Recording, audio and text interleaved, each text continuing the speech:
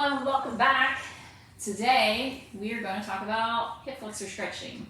The hip flexor is the muscles in the front of the hip that flex it. Okay, so they do this.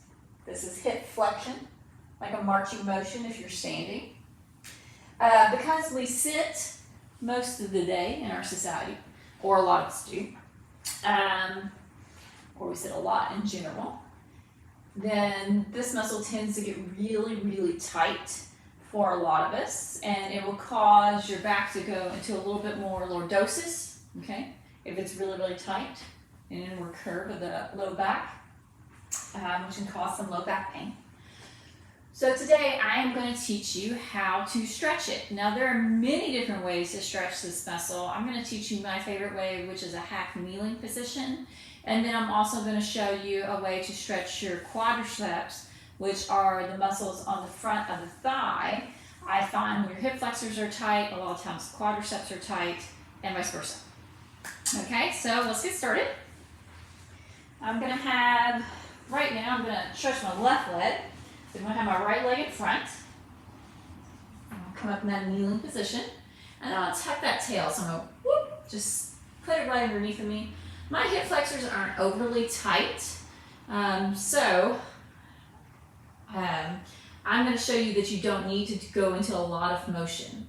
Okay? So what happens here to stretch it, you're just going to take this part of the hip, and this is where the hip flexor is right here, that psoas muscle, the iliacus, and some of the smaller muscles here at the hip. Those are your hip flexors. And you're just going to take this little pointy part and bring it forward. You're not leaning very far forward at all, okay? My hip flexors aren't very tight. I've been practicing yoga for many, many years, and I tend not to have tight hip flexors because I do a lot of back bending and I stretch them quite a bit, okay? So my hip flexors aren't tight. The reason I'm telling you this is because I see so many people with tight hip flexors doing this. Oh, I don't feel it. I don't feel it. It's not right here. That's because they're not actually doing it correctly. So tilt, bring it forward a little bit. You should feel it right there. And with any stretch, you want to hold it for about 30 seconds. Do it a few times. And then you'll want to do it on both sides. Okay?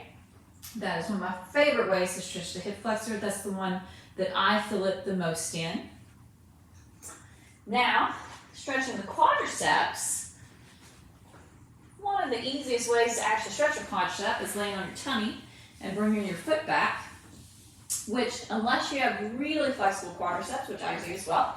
So I can come here, I can grab it and just put it right there, right? Most people cannot do that. Okay, so you grab a strap. I have my dog's leash right here. It works great because it's got this little circle right here. Just hope my dog doesn't come and try to go for a walk while I'm doing this. All right, then you're going to lay on your tummy and then bring that foot back. Okay, laying flat on your mat or on the floor and bringing your foot to the middle of your bottom. Okay, don't bring it out to the side or else you're going to torque your knee a little bit. Again, about 30 seconds, 3 times. If you want to add a little hip flexor stretch onto this, you can go up onto your elbows. Okay, it's just going to stretch the whole area out, including a little bit of the hip flexor. I would do that on both sides. Okay, and with stretching, you want to do it most days, almost every day, especially if you're really tight.